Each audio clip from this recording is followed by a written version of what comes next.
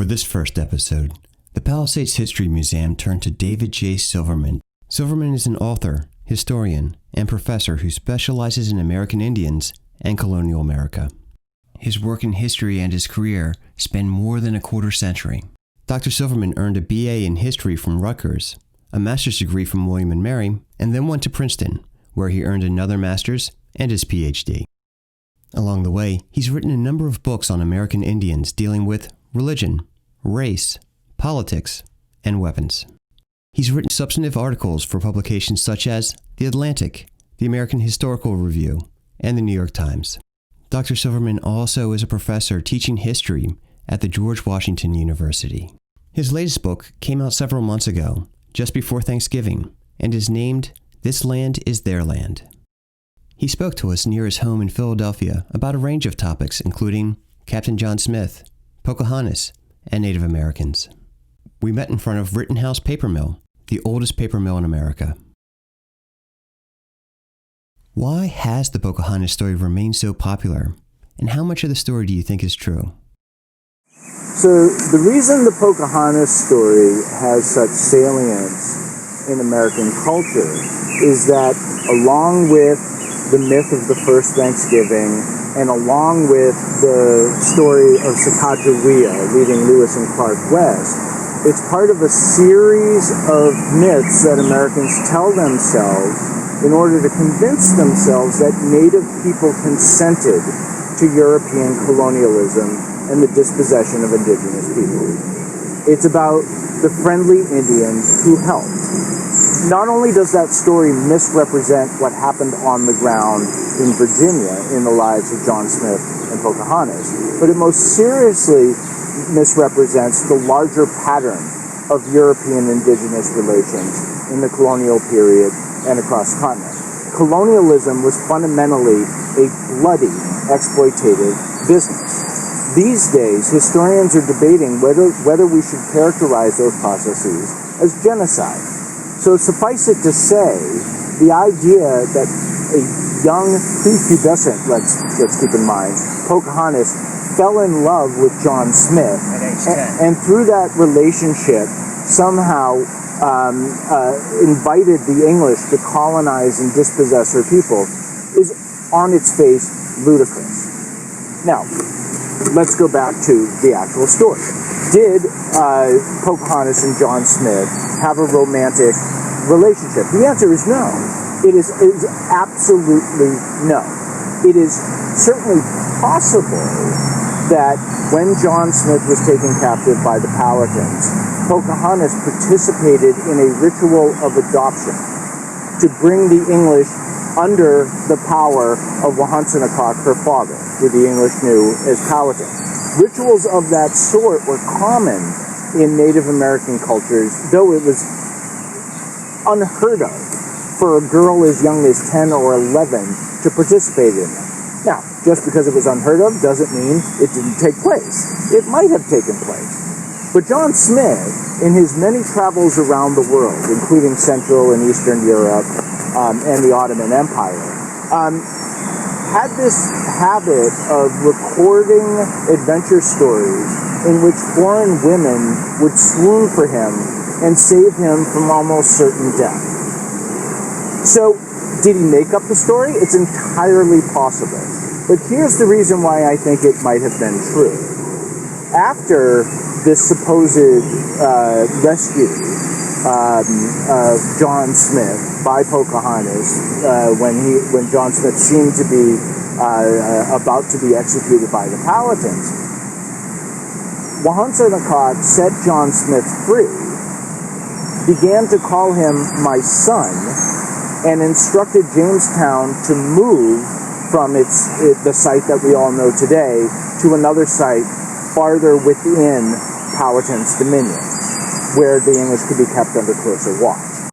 What that tells me is that Powhatan, or Wahansanakak, set up an elaborate ritual to communicate to John Smith that the Powhatans could wipe out Jamestown anytime they wanted, and that if the English wanted to survive, they would have to play according to the Powhatan's rules. What were DCs American Indians like?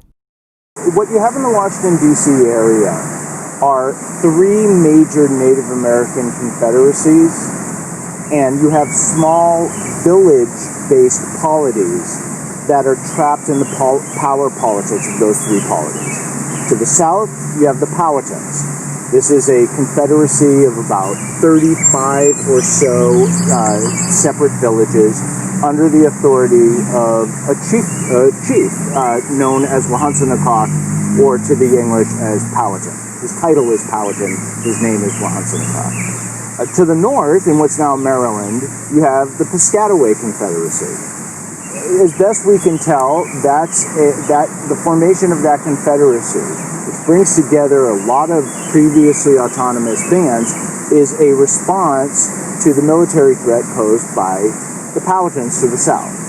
And then to the north, on the Susquehanna River, you have the Susquehannocks.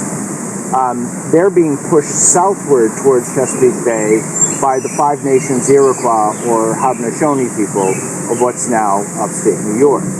You have various small village communities, all Algonquian speaking, but politically autonomous communities along the Potomac River and the Rappahannock River, who are constantly being pulled to become tributaries and military allies of these various confederacies. What did the American Indians think when they first saw Captain John Smith? In contact situations like that between John Smith and the native people of the Upper Potomac, almost certainly not a first contact episode for the native people, but it's an early contact episode. We rarely know what native people are thinking because they didn't leave their own records. And if there's any mention of what they were thinking, it's usually from the perspective of Europeans who can only surmise what's going on in these people's heads. Nevertheless, we have enough evidence from various contact episodes throughout the continent that there are certain patterns that emerge. Generally speaking, Native people do not want Europeans to travel beyond their territory to the territory of their rivals, because they don't want their rivals to acquire the metal tools, the weapons, and all the military advantages and political advantages that come with those goods to use that power against themselves. So, if you want to understand why the Powhatans would not have wanted the English to venture beyond their territory, that explains it. If you want to understand why the people of the Upper Potomac River didn't respond violently to John Smith, well, it might have to do with the fact that he stopped at the falls. He had kept on going towards their Massawomac rivals, who lived at the headwaters of the river. He might have had a very different set of relations. Another point is that these folks almost certainly had decades of experience with Europeans and knew, on the one hand, that they had a wealth of foreign goods that the people wanted, but on the other hand represented a threat. So the best thing that the people could do is to try to diffuse a potentially hostile situation in order to gain the benefits of trade, all the while being at the ready in the event that their relations degenerated into violence. The book details much of the devastation from European diseases. How profound were they? Of epidemic diseases from Europe, Asia, and Africa to the Americas during the era of colonization should rank as one of the most significant disasters in modern world history. At the time of first contact, Native people in the Americas numbered somewhere between 1/7 and 1/15 of the globe's population. 200 years later, they were but a fraction of that amount. And there's a lot of reasons for that decline. But epidemic disease must rank highest among them. I'm talking about diseases such as smallpox, the plague, whooping cough, measles, chickenpox, and the like. We have some cases on record in which Native communities that contracted these diseases lost half and as much as 90% of their population in a matter of weeks. In other cases, communities managed to survive such ravages only to go on and be afflicted by still more diseases a year later, months later, sometimes decades or a century later. So this struggle against epidemic disease became one of the fundamental characteristics of Native peoples' confrontation with colonialism. Now, I should add here that the devastation of epidemic disease did not take place in a vacuum.